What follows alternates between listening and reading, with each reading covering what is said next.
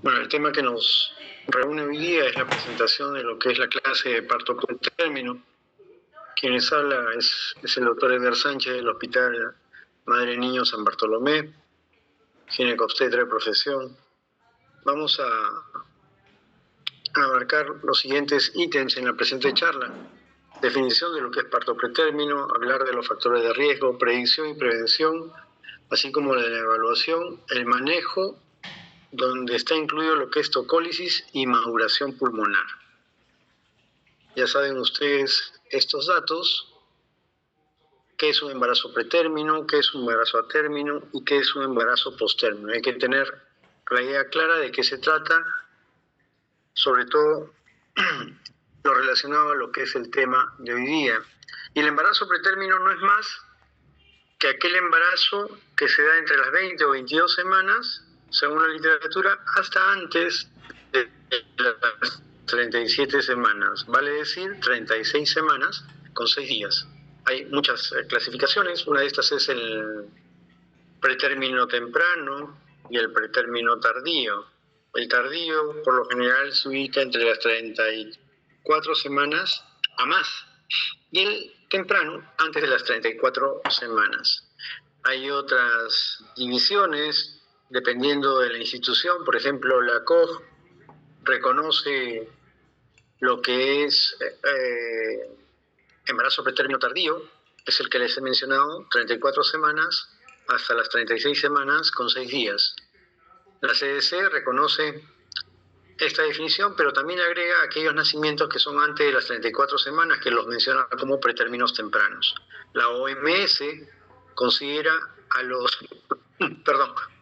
embarazos menores de 28 semanas como extremadamente prematuros. De 28 hasta antes de las 32 semanas, vale decir 31 semanas con 6 días, como muy prematuros. Y los de 32 semanas hasta las 36 semanas con 6 días, mezcla y hace un mix, que son los prematuros moderados a tardíos. También hay que tener presente que esta clasificación no tiene una base funcional, simplemente es un concepto, ¿no? Y hay que diferenciar lo que es prematuridad. Y prematuridad, acá hay un ejemplo claro, es en cuanto a la función de un órgano, ¿no? Por ejemplo, en los pulmones, si no están bien desarrollados para poder cumplir la función respiratoria fuera del útero, pues estamos hablando de un problema por prematuridad, ¿no? Falta de desarrollo. Esto va a ocasionar un síndrome de dificultad respiratoria en el feto. También los embarazos pretérminos, los fetitos de embarazo pretérminos pueden ser pequeños, grandes o adecuados para la edad gestacional, ¿no?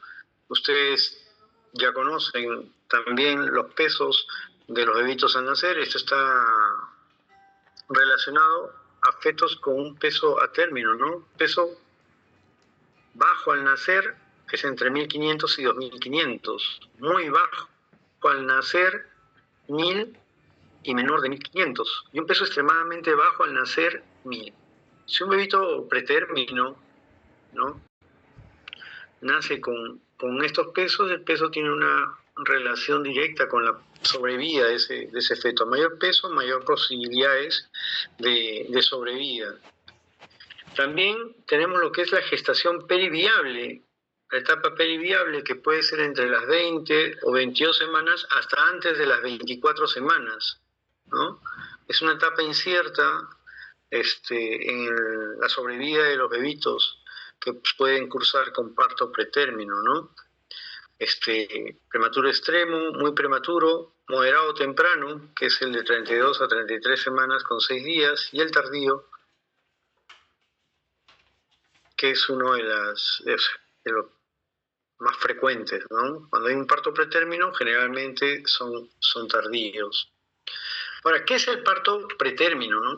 Es el parto que ocurre después de las 20 o 22 semanas y antes de las 37 semanas. La COG en el 2020 define el trabajo de parto prematuro como contracciones regulares que acompañada por cambios en el cuello uterino, como son la incorporación o borramiento y la dilatación, además de tener contracciones regulares y dilatación cervical de al menos 2 centímetros, ¿no? Es otra forma de dividirlo. ¿Qué es la amenaza de parto pretérmino? La amenaza es la probabilidad de que ocurra justamente un parto pretérmino, ¿no? Y es la presencia de contracciones uterinas dolorosas que producen modificaciones cervicales, sin constituir que la paciente esté entrando en un trabajo de parto, ¿no? En un embarazo justamente en las edades gestacionales que les he mencionado.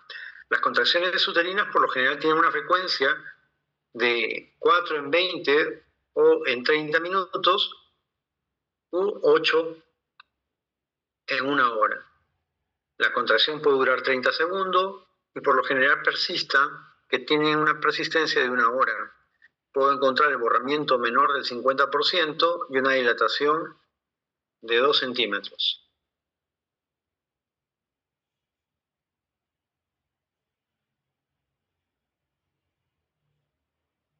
La tasa de nacimiento pretérmino es un problema, no es nuevo, es un problema que ya viene de tiempo, afecta a todos los países desarrollados y subdesarrollados, y lo que se ve, perdón, actualmente es un incremento debido a los procedimientos de terapia reproductiva, los tratamientos de reproducción asistida que han aumentado pues el número de embarazos dobles, etcétera, ¿no? Miren que en Estados Unidos como ha aumentado, ¿no? De un 10% a un 10.2%, y esto es al 2019. Probablemente esa tasa ya está mucho más alta. Esta estimación, o sea, la estimación obstétrica de la edad gestacional ha sido reemplazada por los datos en el momento del parto, ¿no? Nosotros sacamos la edad gestacional con la fecha última regla, la ecografía, etcétera, pero todos esos datos han sido reemplazados por la estimación por el examen físico, ¿no? El examen físico al momento del nacer determina pues el tiempo que tiene ese bebito en el momento del parto, ¿no? La data disponible pues no separa los nacimientos pretérminos de forma espontánea de aquellos que se realizan por indicación médica, llámese rotura prematura de membranas, preeclampsia o cualquier otra patología que tenga una indicación de parto pretérmino, o de aquellos nacimientos de embarazos múltiples. Cuando hay embarazos múltiples, la probabilidad aumenta de tener un parto pretérmino. Se ha visto que hay un porcentaje mayor en lo que es las mujeres de raza negra, y para el 2019 la tasa era esta, ¿no? En Europa 6%, Latinoamérica 7%, y el Perú estaba como en la tasa de los estadounidenses, ¿no? Y lo que se menciona así, que debería pues analizarse los partos espontáneos que de forma independiente, ¿no? De aquellos embarazos dobles o triples. Hay que analizar la causa de lo que es un embarazo único, por qué es que se da el parto de forma en una etapa pretérmino. Este es un prematuro, ¿no? Un prematuro es un bebito cuyos órganos no se han desarrollado lo suficiente para poder sobrevivir fuera del vientre materno. Y se dice que hay una mayor sobrevida cuando los fetos alcanzan las 34 semanas o más. O sea, tienen mayor probabilidad de sobrevida fuera del vientre materno con menor cantidad de complicaciones aquellos bebitos que llegan a las 24 o más semanas. Es poco probable que ese bebito va a requerir una unidad de cuidados intensivos o va a tener los problemas propios de bebitos de menor edad gestacional. La prematuridad es la principal causa de morbilidad neonatal, 70% de las muertes neonatales, 75% de la morbilidad severa. Es causa de morbilidad a largo plazo, como complicaciones neurológicas. También altos costos sanitarios, lo que implica es mantener pues una unidad de cuidados intensivos funcionando las 24 horas, es tener una enfermera para cada bebito, ¿no? Cosa que no se da en nuestro medio. Y también es una importante causa de internación durante el embarazo, ¿no? La amenaza de parto pretérmino es una de las principales causas de hospitalización de una gestante. La morbilidad y mortalidad, ¿cómo está esto? Por ejemplo, estas tasas de mortalidad infantil en Estados Unidos en el 2018 mencionan estos números crudos, ¿no? De los nacidos vivos e infantes que han muerto. Por ejemplo, acá en este menor de 34 semanas tenemos alrededor de 100.000 con 12.000 muertes. Pero, ¿qué nos dice la estadística? Que la tasa de mortalidad infantil en nacidos menor de 28 semanas es 186 veces mayor que los nacidos entre las 37 y 41 semanas. Y eso es entendible, ¿no? Porque si ustedes ven acá 37 a 41 semanas son 3 millones. Y esta cifra, que se ve absoluta, que pareciera pues que no es nada comparado al 12.000, pues es un porcentaje ínfimo, pequeño, ¿no? En comparación a los menores de 28 semanas que están inmersos en esta tabla, ¿no? También se menciona que el Apgar 5 a los 10 minutos se asocia con una mortalidad neonatal entre los recién nacidos pretérminos, ¿no? Si hay un Apgar 5 10 minutos, y a los 10 minutos que está persistente, puede tener una mayor mortalidad asociada, ¿no? Los recién nacidos pretérminos que sobreviven generalmente van a tener morbilidades tanto a corto como a largo plazo, debido a esto a la inmadurez de sus sistemas orgánicos. Y como podrán ver ustedes en esta tabla, de las más llamativas, ¿no? Los pulmones a corto plazo, síndrome respiratorio, pérdida de aire, displasia broncopulmonar, y problemas a largo plazo, ¿no? Asma, enfermedad reactiva de la vía respiratoria. Tenemos también problemas gastrointestinales, ¿no? Hiperbilirrubinemia, enterocolitis necrotizante, falla en crecimiento, y a futuro, ¿no? Síndrome del intestino corto o colestasis. A nivel inmunológico, puede tener inmunodeficiencia a corto plazo, infección perinatal, o a largo plazo bronquiolitis, infección por el virus sincicial respiratorio. En la parte del sistema nervioso central, hemorragias intraventriculares, leucomalacia periventricular, a futuro parálisis cerebral, atrofia cerebral, retardo en el desarrollo nervioso, ¿no? Pérdida de la audición. Oftalmológicamente, retinopatía del prematuro cuando es a corto plazo, ceguera, miopía, estrabismo. En el aparato cardiovascular, persistencia del ductus arterioso, hipertensión pulmonar, ¿no? Puede también tener hipertensión sistémica, hipertensión pulmonar. Cuando es adulto, hipertensión. En problemas renales, ¿no? Un desbalance electrolítico del agua, hipertensión en los adultos, ¿no? Problemas hematológicos como anemia iatrogénica, puedes necesitar transfusiones frecuentes. En la parte endocrinológica nos puede llevar hipoglicemia, deficiencia de cortisol, e incluso a problemas de resistencia incrementada a la insulina, ¿no?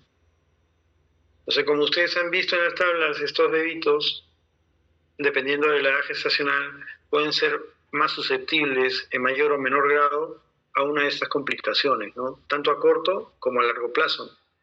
Y lo que les mencionaba del peso, ¿no? El peso al nacer, cuando se trata pues de niñas o de los fetos pretérminos que nacen por encima o igual a las 28 semanas, tienen una supervivencia grande, ¿no? Al igual que los niños, con ese mismo peso, pero con una edad gestacional más avanzada, ¿no? De 30 semanas, ¿no?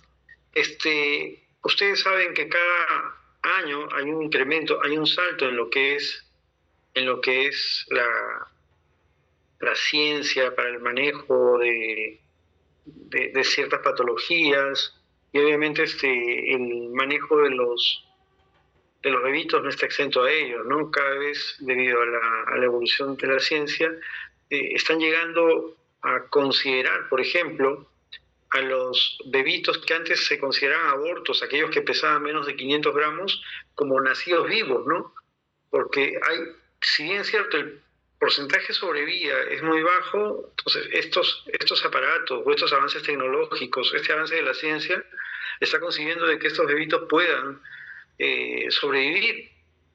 Ahora, ¿sobrevivir cómo, no? Sería la pregunta. ¿Con qué secuelas, con qué problemas a futuro? Por ejemplo, entre las 20 y 25 semanas, las complicaciones más frecuentes son lesión cerebral y sepsis, ¿no? Les mencioné sobre la etapa, el parto pretérmino periviable, ¿no? Por ejemplo, ustedes para que se den cuenta, la supervivencia en ese periodo, cuando el parto ocurre antes de las 23 semanas, están registrando tasas de supervivencia entre el 5 y 10%, ¿no? Y las tasas a las 24 semanas, dependiendo de las series, puede llegar hasta un 84%. Este es, por ejemplo, los partos ocurridos entre las 22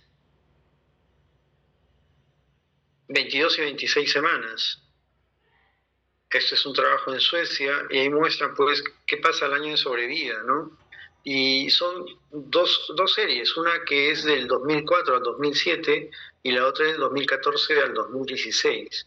Y se ven en distintas etapas, ¿no? 22, 23, 24, 25 y 26 semanas.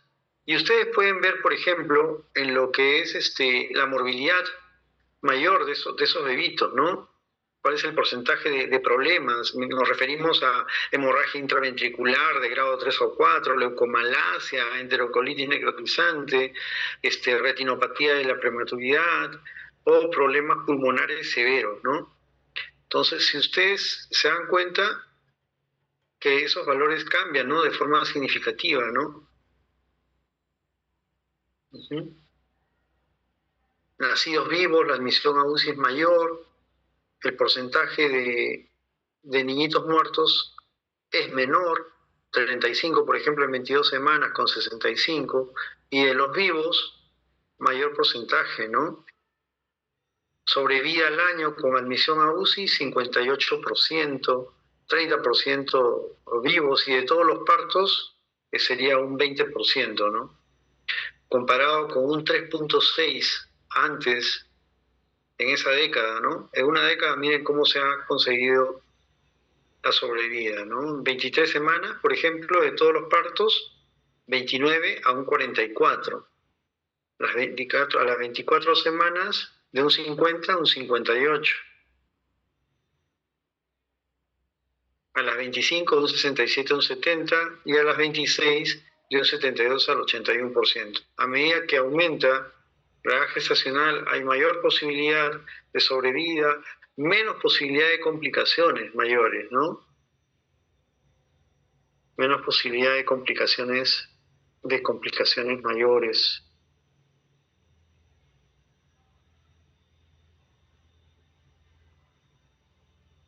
Antes, el consenso de atención obstétrica propuso que se debería considerar lo que es el parto por cesárea por indicación fetal entre las 23 y 24 semanas, ¿no? No es tanto, eso no es tanto así, ¿no? Fue una propuesta, afortunadamente no se llevó o no es aceptada por todas las sociedades, ¿no? Científicas, debido a que le crearía mayor morbilidad a la madre cuando estos bebitos tienen una probabilidad escasa de sobrevida, ¿no? O por lo menos baja.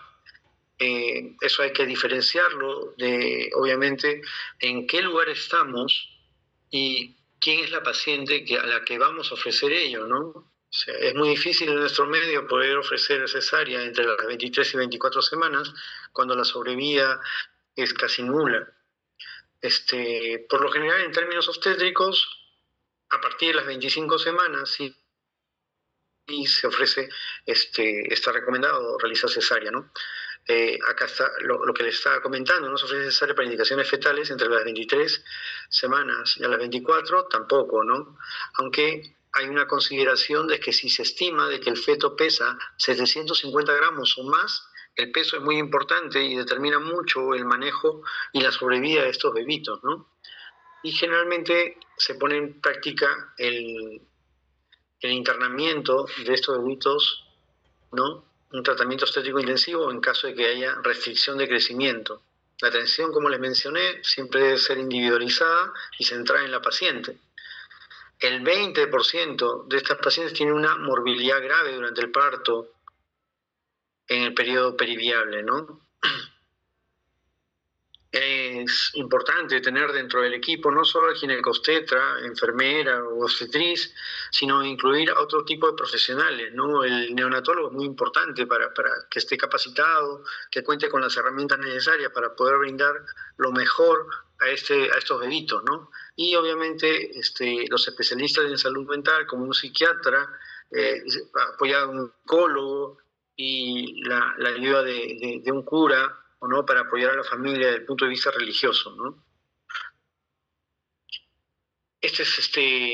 Cuando hay amenaza de parto pretérmino, lo que no se recomienda, algo que se considera y lo que sí es recomendado, ¿no? Por ejemplo, a partir de las 24 semanas es recomendado poder realizar la resucitación, dar terapia corticosteroide, hacer tocólisis para permitir que reciba corticoides, ¿no?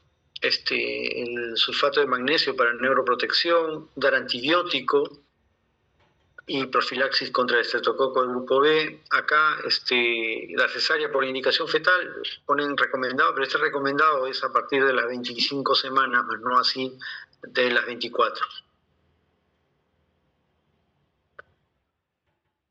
La morbilidad y mortalidad en el parto pretérmino, sobre todo en el pretérmino tardío, pues es muy baja. Mira, 80% de los trabajos de parto pretérmino espontáneo generalmente son de causa idiopática o tienen rotura prematura de membranas, ¿no? Hay un 20% que es debido a complicaciones obstétricas que obligan al clínico a terminar el embarazo en beneficio fetal.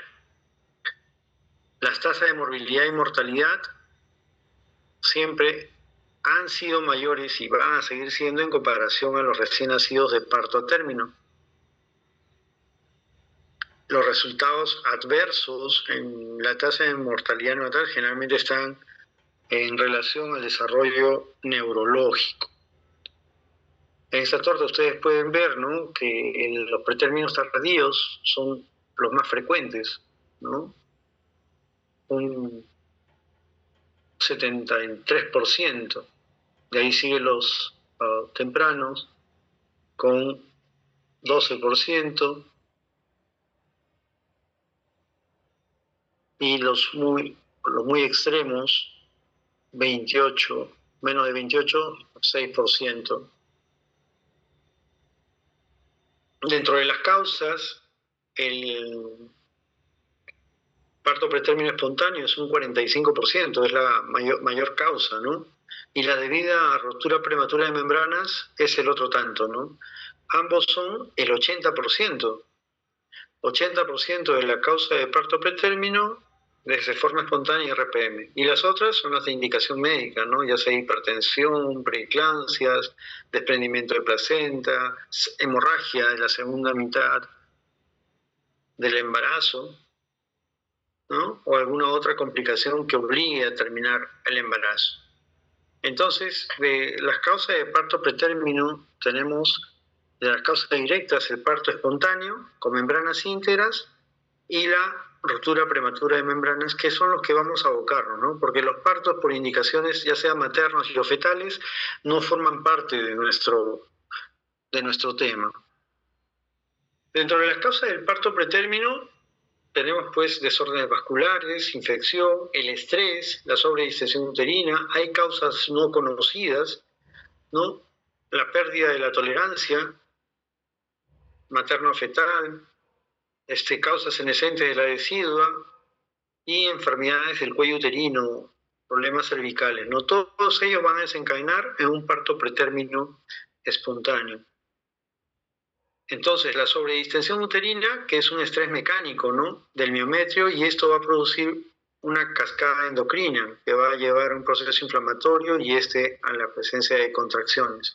En quienes vemos sobre distensión uterina, pues en pacientes que tengan polidramnios, ahí también vienen los embarazos múltiples, hay una sobredistensión del abdomen y eso nos va a llevar a un parto pretérmino. La disfunción cervical, estreptococo de grupo B, una infección presente o un germen presente en la vagina de algunas mujeres. Esta produce pues hialuronidasa, es una enzima que va a degradar el hialurano y reduce la competencia mecánica del cuello uterino. Hay también mutaciones genéticas en los componentes del colágeno, fibras elásticas o proteínas, que son un factor de riesgo para la insuficiencia cervical y el parto prematuro.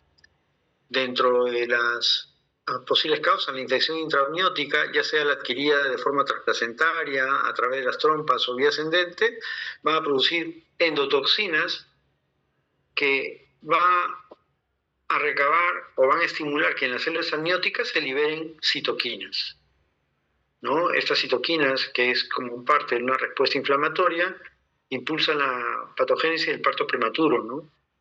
Van a producirse lipopolisacáridos y otras toxinas bacterianas que son reconocidos por receptores como los receptores tipo pH, ¿no? Y estos van a inducir la cascada inflamatoria con la liberación de interleuquina 8, la interleuquina 1 beta. Estas citoquinas son producidas por células inmunitarias, ¿no? Como leucocitos, etc. Y por las células del cuello uterino, la decidua, líquido amniótico, las membranas o el propio feto. Parto pretérmino espontáneo, entonces hemos visto que la producción de esta interleuquina 1 beta, inducida por los lipopolisacáridos, va a aumentar la síntesis de ¿qué? De interleuquina 6 y 8 y el factor de necrosis tumoral alfa. Va a haber proliferación, activación y migración de leucocitos. O sea, muy aparte de los leucocitos que son liberados por las membranas o que por las células que inmersas en el líquido amniótico, va a captarse leucocitos de otras zonas, ¿no? Que van a ir a controlar una zona y eso pues va a producir mayor cantidad de citoquinas, ¿no? Hay modificaciones en las proteínas de la matriz extracelular, efectos mitogénicos y citotóxicos como la fiebre y respuestas de fase aguda. En el miometrio y la decidua y el amnios, la interleuquina 1 beta va a producir prostaglandinas, ¿no? Se induce la producción de prostaglandinas y esta va a inducir la maduración del cuello uterino, la pérdida de la inactividad miometrial, o sea, va a desencadenar que aparezcan contracciones. También las metaloproteinasas de la matriz son inducidas por las citoquinas inflamatorias y estas se encargan de descomponer el colágeno y las fibras elásticas que alteran la integridad tanto de las membranas fetales como del cuello uterino. El cuello se torna más blando y las membranas se pueden romper. El origen de las citoquinas, como dije, pueden ser propias en el ambiente materno o algunas que migran, ¿no? Las citoquinas uterinas probablemente van a producir parto prematuro, ¿no? Por efecto de la decidua materna y el miometrio, ¿no? Los leucocitos van a producir citoquinas, las citoquinas del líquido amniótico son secretadas por los fagocitos nucleares y neutrófilos activados y también son reclutados en el líquido amniótico. La cantidad de interleuquina 1 beta en el líquido amniótico está determinada por el número de los leucocitos reclutados, su estado de activación y el efecto de los constituyentes del líquido amniótico sobre su tasa de secreción. También tiene mucho que ver la microbiota vaginal, ¿no? Y este es el microbioma. Se ha determinado pues, que durante el embarazo el microbioma de la vagina cambia, ¿no? Se vuelve más estable, se reduce. Y en el parto pretérmino se ha visto un aumento de ciertos microbios, como la Gardnerella vaginalis y el Ureaplasma urealyticum. Hay evidencia sólida en la actualidad sobre el papel de este microbioma, ¿no? Está relacionado al parto pretérmino, pero lamentablemente el tratamiento de las infecciones vaginales no ha mostrado en la actualidad que reduzca la tasa de parto pretérmino. Lo que sí se ha visto, pues, que es un efecto benéfico de la microbiota vaginal caracterizada por lactobacillus crispatus, ¿no? En aquellas mujeres donde se ha identificado este lactobacilo es poco probable que desencadene parto pretérmino. Ahora, ¿qué sucede en aquellas pacientes que tienen rotura prematura de membranas pretérmino, no? ¿Y qué es la rotura prematura de membranas pretérmino? Es aquella que ocurre pues antes de las 37 semanas completas de embarazo o una hora antes del inicio de trabajo de parto, ¿no? Las causas son varias, ¿no? Pero la infección intrauterina, el daño del ADN inducido por el estrés, la senescencia celular prematura son los más importantes. Los factores asociados son similares a los de embarazo a término, ¿no? Bajo nivel socioeconómico, IMC bajo, la obesidad también, deficiencias nutricionales y tabaquismo, ¿no? Las mujeres con rotura prematura de membranas pretérmino tienen un mayor riesgo de recurrencia en los siguientes embarazos. Y mencionan que se han aislado bacterias del líquido amniótico en 1/3 de los casos, ¿no? Hay una disyuntiva de que si el RPM es consecuente o produce una infección que a la postre va a ser una corionitis, o que el RPM pretérmino es resultado ya de una infección, una colonización de patógenos que ocasionaron que se produzca esta rotura, ¿no? Existen cambios moleculares, el amnios exhibe un mayor grado de muerte celular y más marcadores de apoptosis que en el atérmino. In vitro se ha visto que esta apoptosis probablemente esté regulada por la interleuquina 1 beta, el factor necrosis tumoral alfa, el estrés oxidativo, daño en el ADN, senescencia prematura, inflamación, protólisis y posteriormente rotura de membranas, ¿no?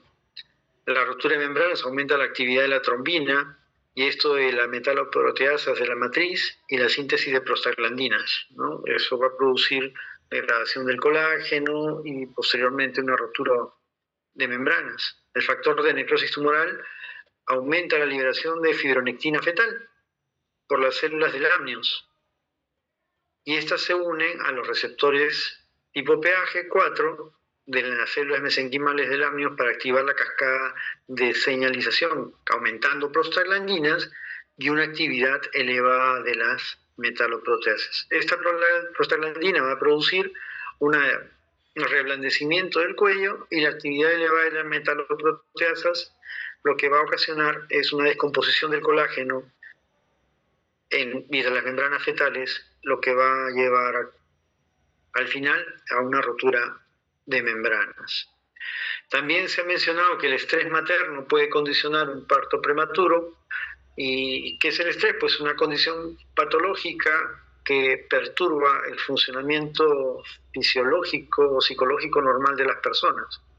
Se ha visto que el estrés psicosocial, como la discriminación racial en estudios, por ejemplo, en países africanos, en poblaciones negras, genera malos resultados en la salud. Dentro de ellos, el nacimiento pretérmino. La coacción psicológica o el maltrato en la familia, ¿no? Donde hay estrés infantil, depresión o un síndrome de estrés postraumático, condiciona mayor posibilidad de un parto prematuro. Las mujeres afectadas por violencia de la pareja, y esto se debe a que un mecanismo potencial que es la activación prematura del eje endocrino placentario suprarrenal, ¿no? Otro mecanismo que podría explicar esto es la senescencia celular prematura, ¿no? Como parte de la fisiología normal, envejecimiento de células fetales individuales, y esto va a llevar a una serie de liberación de señales que va a activar pues las contracciones en el útero, ¿no? Como si fuera un parto a término. El hecho de existen factores de riesgo y el más importante es el parto pretérmino previo, ¿no? Se menciona que hay un riesgo recurrente de parto pretérmino en las mujeres que ya tuvieron un parto pretérmino previo, ¿no? Dice que este riesgo es 3 veces mayor. Más de un tercio de las mujeres con 2 partos pretérminos tuvieron un tercer parto pretérmino. Mencionan que el 70% de los nacimientos recurrentes ocurrieron dentro de las 2 semanas posteriores a la edad del parto pretérmino previo. También se menciona que las causas de parto pretérmino recurrieron. La recurrencia solo representa el 10% del total del partos pretérminos. Y en última instancia, este riesgo de parto pretérmino está influenciado por otros factores, 3 para ser específicos, que es la frecuencia de partos pretérminos anteriores, la edad gestacional media y el orden en que ocurrió el parto pretérmino anterior. ¿Sí? Vale decir que si una paciente ha tenido un parto pretérmino y luego un parto que ha sido a término, es poco probable que tenga un pretérmino posterior.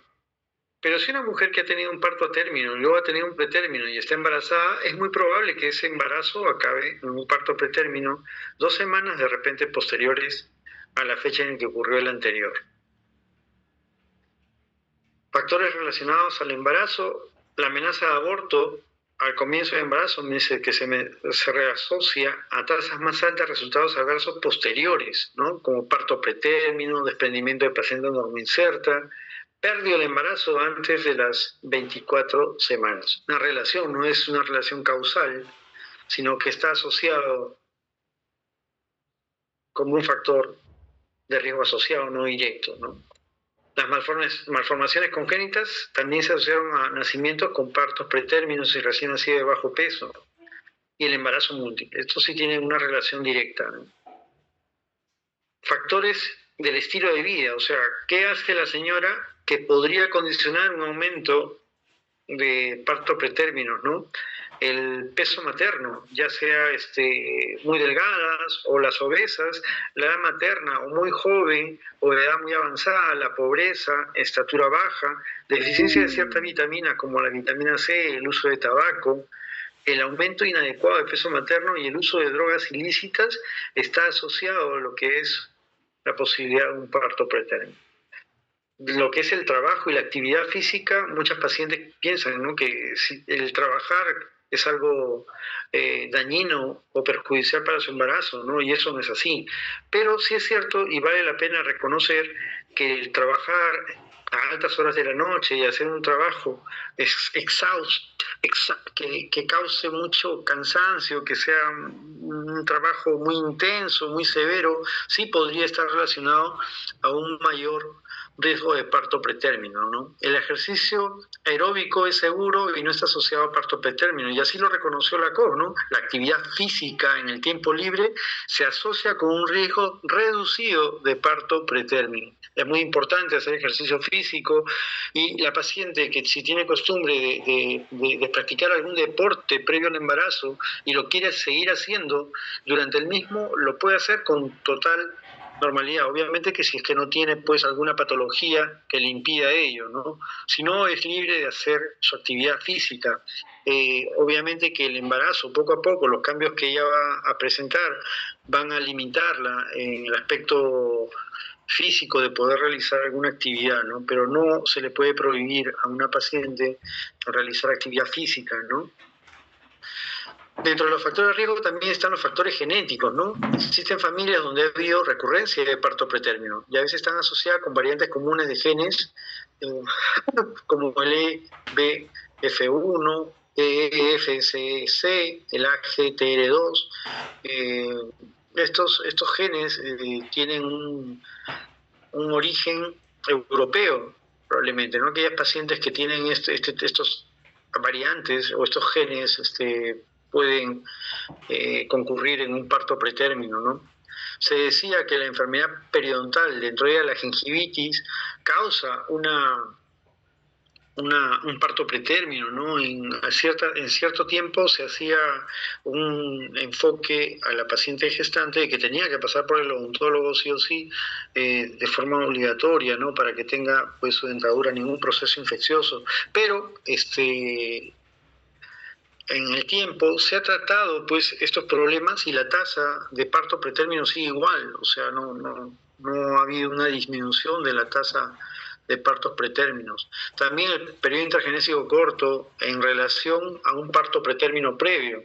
Si una mujer ha tenido un parto pretérmino y luego de o antes del año sale gestando, es probable que tenga otro parto pretérmino.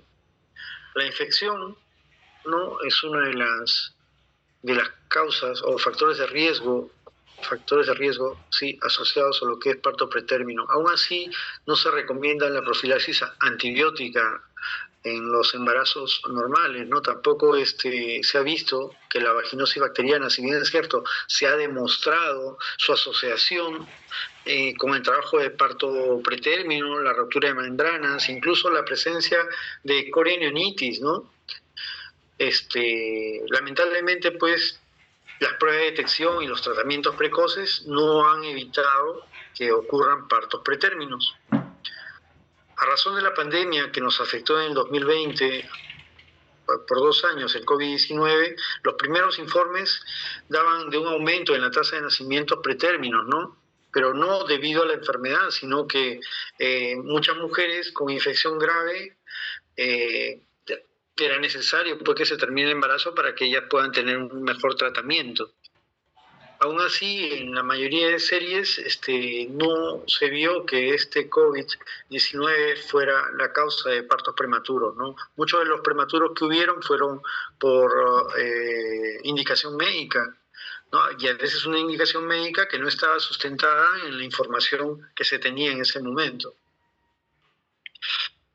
Entonces, tenemos esta tabla que menciona factores que pueden contribuir a la génesis del parto pretérmino, ¿no? El antecedente de parto pretérmino previo, los estilos de vida, el factor genético, como les he mencionado, infecciones, y, bueno, ya les dije, la enfermedad periodontal y el intervalo, ¿no?, intergestacional corto o largos. Dentro de los síntomas del parto pretérmino, pues son las contracciones, presión pélvica, algunos calambres semejantes a la menstruación, dolor lumbar, ¿no? Hay cambios en el cuello uterino, que es una dilatación, a veces puede ser asintomática, que ocurre después de la mitad del embarazo, ya lo he mencionado, 20, 22 semanas, donde podemos tener 25% un dilatado 2 o 3 centímetros, que pueden tener un parto antes de las 34 semanas. La longitud del cuello uterino es muy importante, ¿no? Porque si tenemos un cuello por encima de 25 milímetros, es poco probable que esta persona pueda tener un parto pretérmino, ¿no? Pero si tenemos un cuello corto determinado por una ecografía transvaginal, ¿no?, antes de las 16 semanas, nos puede orientar a que esta paciente probablemente en un futuro se vea afectada por un parto pretérmino, ¿no? También diagnosticar la insuficiencia cervical, ¿no?, que es una patología del cuello, ¿no? Antes, por ejemplo, se postulaba la vigilancia uterina ambulatoria, ¿no?, con ciertos aparatos, pero actualmente la COG y muchas sociedades aconsejan su uso. Esto es una gráfica de cómo se ve un cuello normal, ¿no? Un cuello normal se debe ver como una T, ¿no? Acá tenemos el orificio cervical externo, a ver, puntero, acá, externo, y este es el orificio cervical interno, estas son las membranas. Esto es lo normal, pero a veces en aquellas pacientes que tienen insuficiencia de orificio cervical, este orificio cervical interno va fallando, ¿no? Y poco a poco va a ir avanzando. Primero es una imagen en Y, luego es una imagen en V, y luego una imagen en U, donde lo único que sostiene pues es el orificio cervical externo. El orificio cervical interno, por alguna razón, se ha tornado insuficiente, ¿no? Y ustedes tienen acá, por ejemplo, la relación de parto, el riesgo de parto pretérmino con la longitud cervical, ¿no? Tenemos, por ejemplo, una longitud cervical determinada y cuánto es el riesgo de parto pretérmino, ¿no? Pero si a eso le sumamos a la longitud el antecedente de parto prematuro previo, ¿no? Aumenta el riesgo. Y si encontramos en la ecografía una formación del embudo, tenemos esta otra curva, ¿no? La curva roja. Pero si sumamos estas dos, o sea, la formación del embudo, el antecedente de parto prematuro previo y un cuellito corto, tenemos que el riesgo va a ir incrementándose, ¿no? Entonces, ese riesgo se incrementa cuando mayores problemas vamos a encontrar, ¿no? Un cervix corto, el antecedente de un parto prematuro previo, un orificio cervical interno insuficiente, ¿no? La mezcla de todo esto pues condiciona mayor riesgo. Existen pruebas o biomarcadores para predecir que puede tener una paciente un parto pretérmino. Acá dicen, no, per se no pueden predecir el parto pretérmino, ¿no?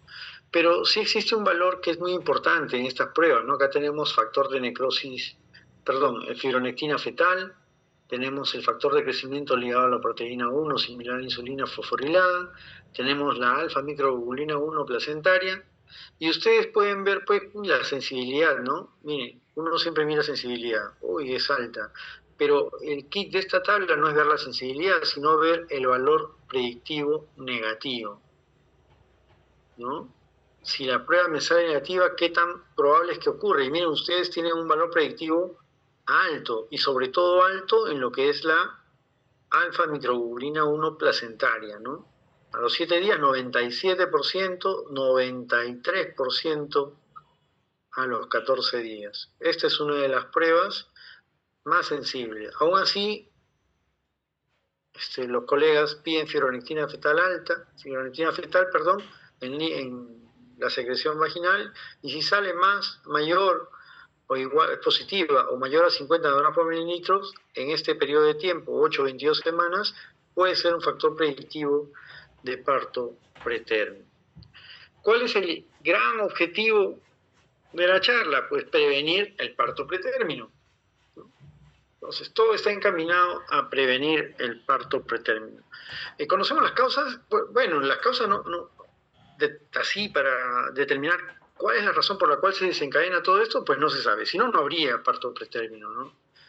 ¿Y por qué aumenta? Porque hay mayor población, hay un incremento en el uso de terapia de reproducción asistida y hay más patologías que aparecen tempranamente que obligan al clínico pues a terminar un embarazo. Las estrategias, por ejemplo, postular el cerclaje cervical, ¿no? Cuando hay una pérdida recurrente del embarazo en el segundo trimestre con insuficiencia del orificio cervical, pues se pone cerclaje. También se han recomendado cuando hay cervix corto o hay cerclaje de emergencia cuando hay una insuficiencia del orificio cervical que produce una amenaza de parto pretérmino.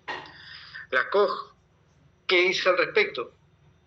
En mujeres con un embarazo único que tienen el antecedente de un parto prematuro y una longitud de cuello menor de 25 milímetros y cuya edad gestacional es menor de 24 semanas, se puede considerar la colocación del cerclaje versus el uso de progesterona, ¿no?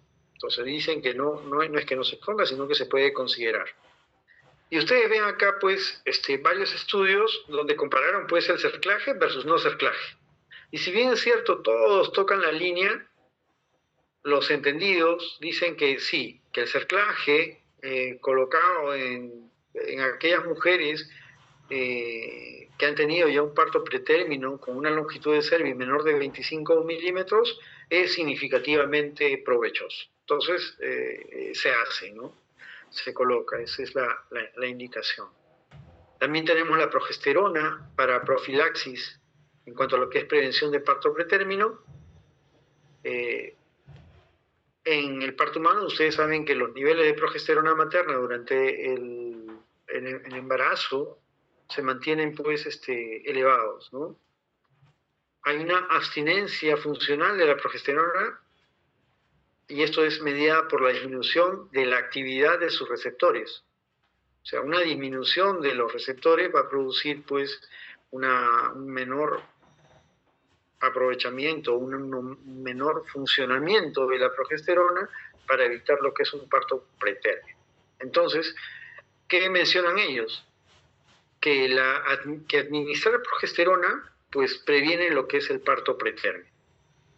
Más progesterona, ¿no? Y dentro de ellos estudiaron pues el caproato de 17-alfa hidroxiprogesterona y también la progesterona micronizada o aquella administrada por vía vaginal.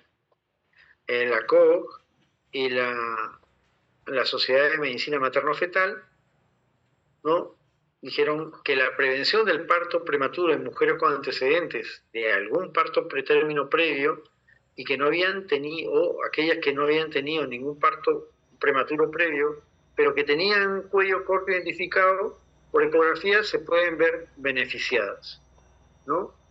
Entonces, vamos a hablar de lo que es la 17-hidroxiprogesterona caproato o caproato de 17-hidroxiprogesterona.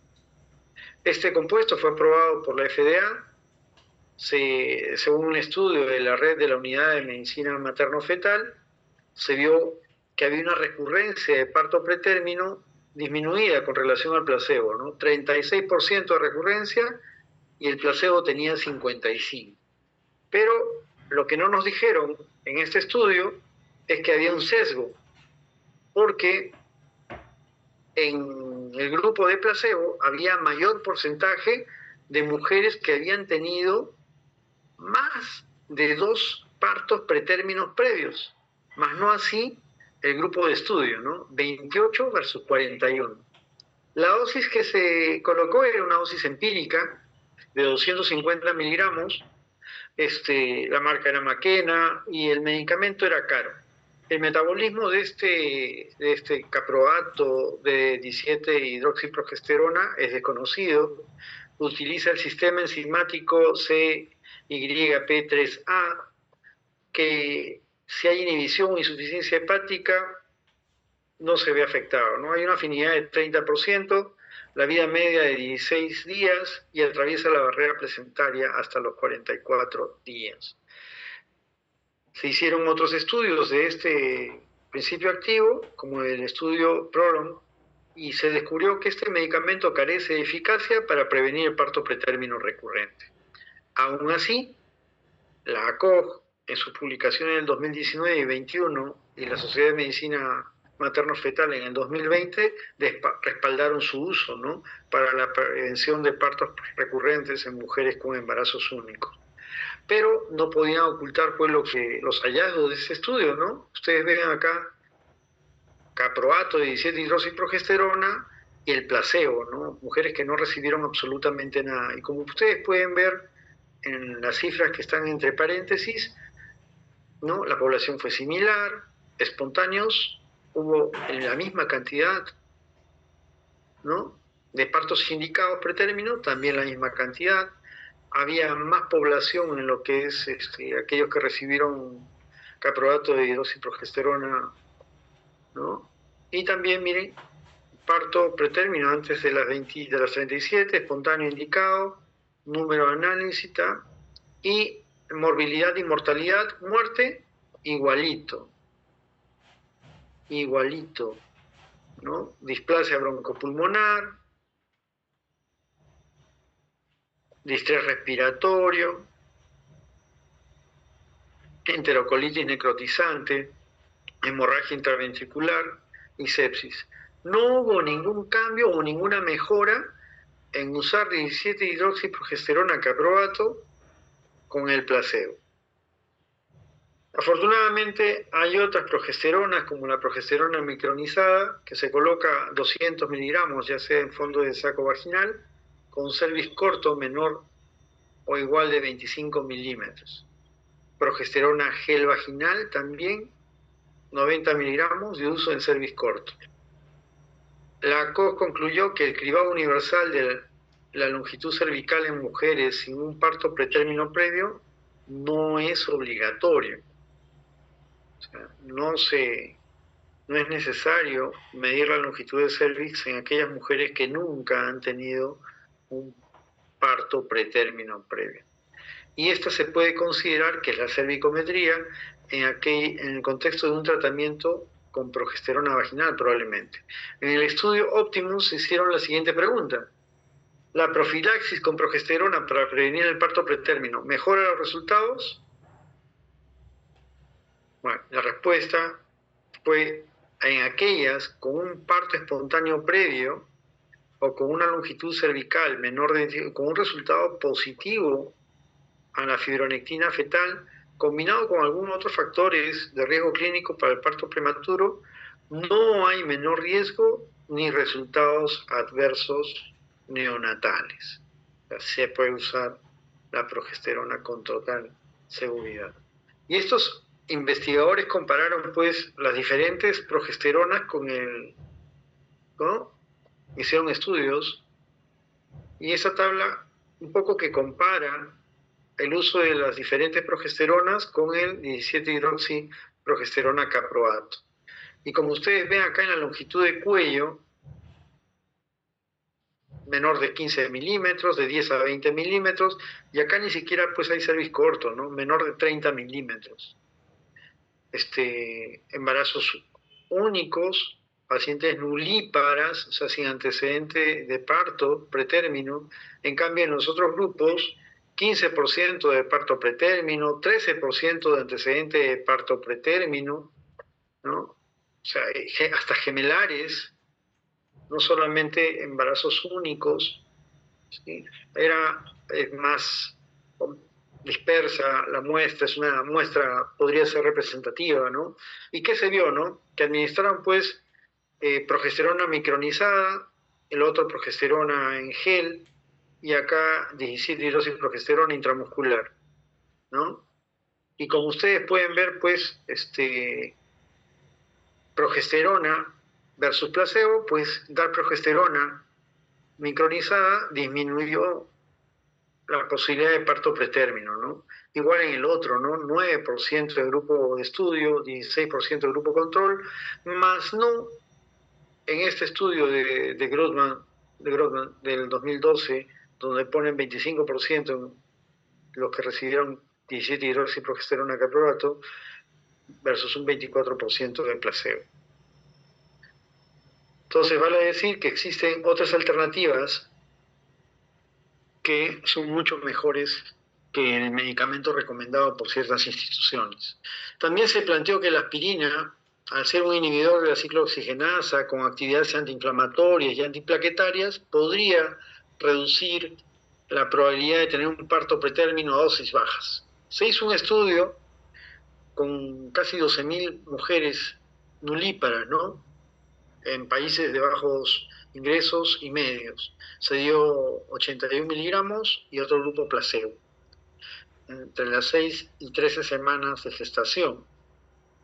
Y se vio que disminuyó la incidencia de partos pretérminos antes de las 37 semanas y redujo la tasa de mortalidad perinatal.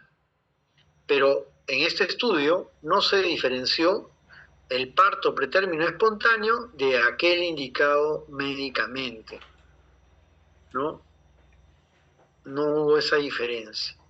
La COG no lo recomienda para prevenir parto pretérmino espontáneo en ausencia de factores de riesgo de preeclampsia. En realidad, la aspirina a dosis de 150 miligramos es usada como profilaxis para pacientes que tienen riesgo de preeclampsia, que se inicia antes de las 16 semanas. En cuanto al manejo de la ruptura prematura de membranas pretérmino, existe un concepto denominado el periodo de latencia. Y este periodo de latencia es el que transcurre desde la rotura de membranas hasta el inicio del trabajo de parto, ¿no? Y está inversamente relacionado con la edad gestacional. Vale decir que a mayor edad gestacional, menor es el periodo de latencia. Y a menor edad gestacional, el periodo de latencia va a ser mucho mayor. Por lo general se hospitalizan, se realizan ecografías, monitoreos para ver el feto que se encuentre en óptimas condiciones, una vigilancia clínica estricta para diagnosticar precozmente lo que es la infección, ¿no? Lo que ustedes conocen como la triple I o chorioamnionitis, ¿no? El manejo puede ser activo versus expectante entre las 24 y 33 semanas con 4 días. Se recomienda un manejo expectante en ausencia de que el estado del feto esté comprometido, ¿no? O que tenga una corionitis o haya la sospecha de desprendimiento de placenta. Entre las 34 semanas y 36 lo que se recomienda por lo general es el parto, ¿no? Favorecer el parto. Y hay algunos centros donde si estas pacientes en esta edad gestacional pues están estables, no tienen ningún signo de infección, algunos consideran pues seguir, ¿no? Continuar con el embarazo, ¿no? Y esto pues no garantiza de que no esté expuesto a riesgos, ¿no? O sea, hay que ponderar el riesgo-beneficio para tomar la decisión, explicarle a la paciente de que si ella desea esperar, hay un poquito de riesgo, un poco mayor riesgo de infección. Entonces, a veces es oportuno, cuando está en las mejores condiciones, favorecer el parto, ¿no?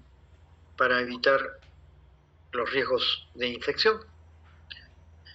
En cuanto al manejo de la RPM, lo que se intenta es prolongar la latencia, ¿no? Y lo que se ha visto es que esta latencia prolongada no se asocia con una mayor incidencia de daño neurológico. Pero cuando ocurre la rotura prematura de membranas en gestaciones periviables, aquellas que hemos mencionado, menos de 24 semanas, aumenta, ¿no?, la posibilidad de tener una hipoplasia pulmonar, ¿no? Estos recién nacidos pueden llegar a ser el 30%, ¿no?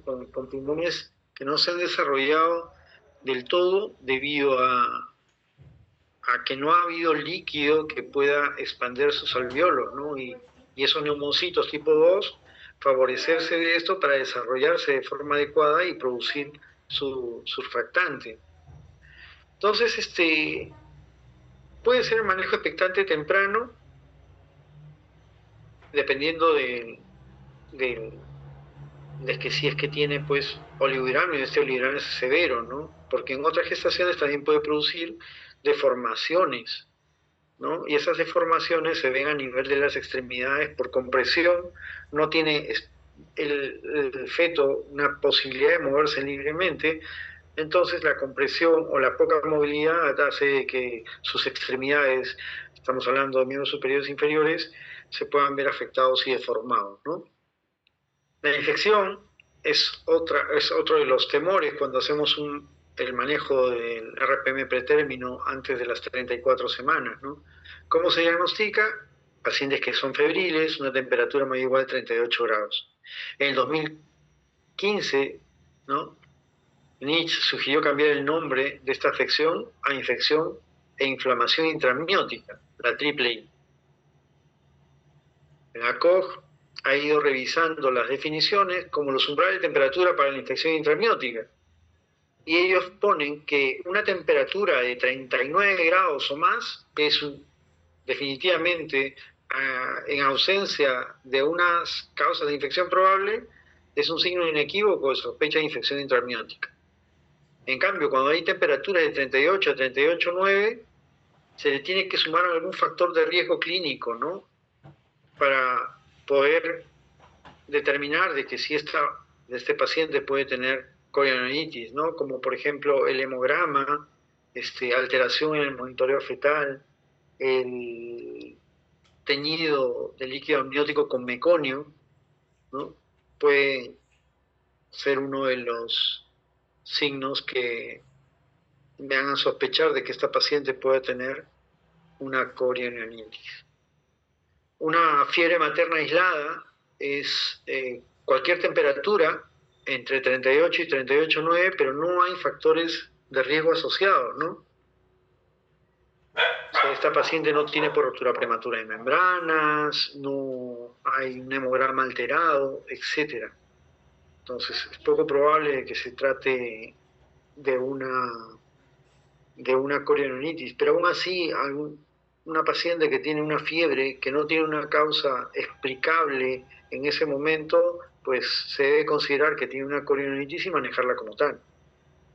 Hay mayor incidencia de sepsis, dificultad respiratoria, convulsiones, hemorragia intraventricular y leucomalacia periventricular en los niñitos que tienen pues infección, cuya madre está cursando con una corionitis.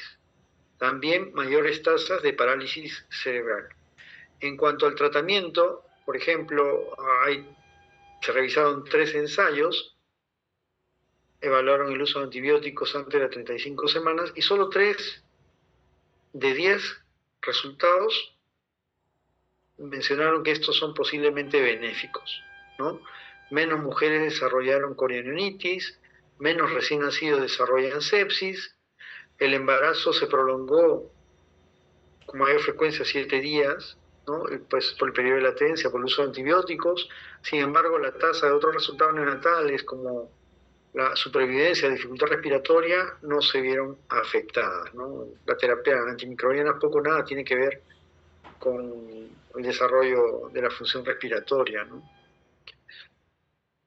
En un ensayo de la Unidad de Medicina Materno-Fetal entre las 24 y 32 semanas de gestación, sometieron a los pacientes a un régimen de antibióticos y placebo, ¿no?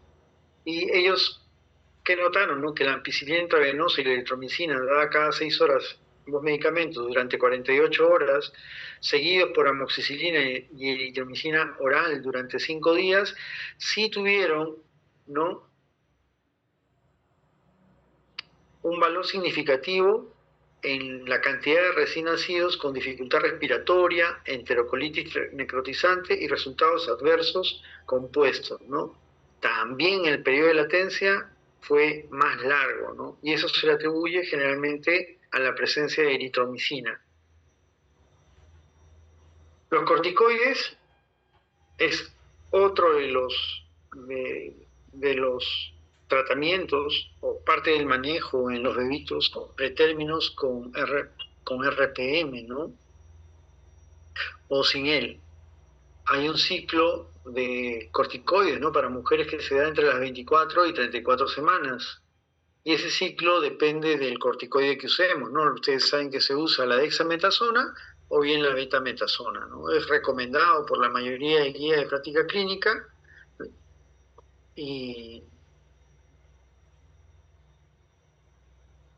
estas son, ¿no? Es la betametasona, que se usa a 12 miligramos. Las ampollas vienen de 4 miligramos, así que se usan 3, que se colocan de forma, el acetato de betametasona, y se coloca intramuscular cada 24 horas por 2 dosis, ¿no? O la dexametasona, las ampollas vienen de 4, ampolla y media, se coloca intramuscular cada 12 horas por 4 dosis, ¿no? Eso es para hacer la maduración sistémica. El corticoide no solamente va a ayudar a los pulmones, sino también se ha visto que disminuye la posibilidad de hemorragia intraventricular, la enterocolitis necrotizante. Ahora bien, existe pues controversias en cuanto al uso del corticoide entre las 34 y 36 semanas, ¿no? Muchos consideran de que estos bebitos ya tienen cierta madurez pulmonar. Recuerden ustedes que el número de neumocitos tipo 2 que se encuentra en el pulmón acaba de completar la cantidad a las 28 semanas. De ahí en adelante, pues todo es producción de surfactante. Entonces, han visto que existe una hipoglicemia neonatal cuando se usa en esta edad gestacional, puede haber un retraso en el desarrollo, pero sí también hay la posibilidad de menor taquipnia transitoria. Ahora, el repetir el curso aumenta de forma no significativa la posibilidad de parálisis cerebral. Hay otros que mencionan que una terapia rescate, ¿no? Pero esta terapia rescate se ha visto que tiene un mayor riesgo de síndrome de distrés respiratorio, ¿no? Sobre todo si es que ha recibido un curso previo antes de las 34 semanas de embarazo. Lo que sí se menciona es que un único ciclo de corticoides se puede considerar, mira, a las 23 semanas, cuando hemos mencionado que se coloca entre las 24 y 34 semanas, en aquellas gestantes que pueden tener un parto prematuro dentro de los 7 días, ¿no? Entonces es mejor darle toda la oportunidad de ese bebito para que pueda nacer y ofrecerle la mayor posibilidad de sobrevida. Este es el manejo que se hace de rupturas prematuras de membranas antes del parto. 37 semanas indica el parto, ¿no? Profilaxis contra el estreptococo del grupo B está indicado, y si hay una infección intraamniótica hay que tratarla. Entre las 34 o 36 semanas, un manejo expectante o parto. Particularmente en la mayoría de centros es parto, ¿no? Acá le ponen considerar un único curso de corticoides, no si ha recibido previos corticoides, no si tiene colinonitis, mayor de 24 horas anticipadas a la administración del parto o menos de 7 días anticipados de la última administración al parto, ¿no? Está indicado la profilaxis de estreptococo de grupo B a aquellos pacientes que se hacen manejo expectante, ¿no? Y tratamiento de la infección intraamniótica. De las 24 a 33 semanas, manejo expectante sí o sí, ¿no? No hay una indicación materna, si es que no hay indicación materna o fetal de terminar el embarazo, ¿no? Se hace las interconsultas al servicio de neonatología, se da un único curso de corticoides,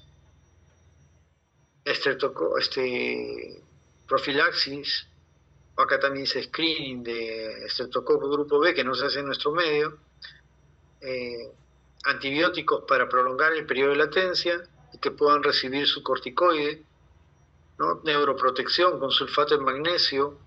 ¿Hasta cuándo? Hasta antes de las 32 semanas está indicado la neuroprotección. Tratamiento antibiótico si es que tiene infección intraamniótica, ¿no? Entonces, el kit de lo que es el manejo de una paciente con un RPM pretérmino es que llegue hasta las 34 semanas o más, ¿cierto? Es el kit. Y ese kit también es compartido para pacientes que tienen pues la amenaza de parto pretérmino con membranas intactas, ¿no? Postulaban pues que habría que hacer amniocentesis, ¿no? Para ver si, como les mencioné, si es la infección lo que está llevando, si es un proceso infeccioso lo que está llevando pues a este inicio de parto, ¿no? Y se vio pues que 1 de cada 10 mujeres tendrá una infección intraamniótica que es en gran medida subclínica. Vale decir que esta paciente pues no tiene síntomas, nada de nada, ni fiebre ni nada. Entonces, el hecho de que le hagan amniocentesis carece de valor, ¿no? Porque si es una paciente que no tiene absolutamente nada y todo, solamente lo que es ese trabajo de parto, no obliga a hacerle amniocentesis. Sí dar corticoides, sí usar neuroprotección, las dosis recomendadas, ¿no? Según este estudio, que es el BEAM, es 6 gramos de carga y 2 gramos por hora. En otros lugares dan 4 gramos de carga y 1 gramo por hora, que se suspende luego de 12 horas. Y si no hay parto inminente, se reanuda, ¿no? Y se reanuda con la misma dosis de carga, ¿no? Acá, si pasó más de 6 horas, se da otra dosis de carga. Entonces, el sulfato de magnesio nosotros usamos como neuroprotección para prevenir otro problema, que es la parálisis cerebral, ¿no? ¿Qué se ha visto? Usando sulfato de magnesio o usando placebo, ¿no? Sí se ha visto la muerte fetal o muerte infante, como que no es mucho, no hay un resultado muy alentador, ¿no? Pero en cuanto a parálisis cerebral severa o moderada, en bebés que están por debajo de 28 a 31 semanas, miren, ¿no? 2.7 versus un 6%. En bebitos mayores iguales de entre las 24 y 27 semanas no hay mayor diferencia, ¿no?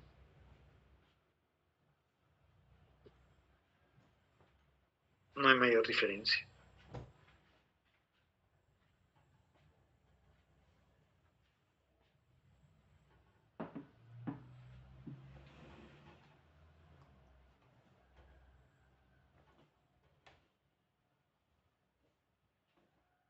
El tratamiento antibiótico cuando las membranas están íntegras no ha mostrado un beneficio, ¿no? Entonces no se recomienda dar este antibiótico en pacientes con parto pretérmino y membranas íntegras. El reposo en cama tampoco se recomienda. El uso de pesarios, no hay evidencia que respalde su uso en pacientes que tienen un cuello corto. Cerclaje de emergencia en mujeres con trabajo de parto y cambios cervicales activos está contraindicado, ¿no? Citocólisis, obviamente para ganar tiempo, para el uso de corticoides o el traslado a un establecimiento de mayor nivel que proporcione pues a esa señora que es las mejores oportunidades para la atención de su bebé. Se pueden usar agonistas, receptores beta-adrenérgicos como la ritodrina, terbutalina. Generalmente su uso hospitalario es a corto plazo como tocolítico y terapia de la historia uterina a dosis de 0,25 subcutáneo. Sulfato de magnesio, ¿no? Se ha visto que el sulfato de magnesio puede producir adelgazamiento en los huesos y fracturas en fetos expuestos por más de 5 a 7 días. Por eso que los periodos en que se da son periodos cortos, ¿no? Inhibidores de la prostaglandina como la indometacina pueden provocar el cierre del ductus arterioso. Los bloqueadores de los canales de calcio como nifedipino siguen siendo los más inocuos, ¿no? El nifedipino es uno de los medicamentos que tienen, si no es poca o nulos efectos adversos, ¿no?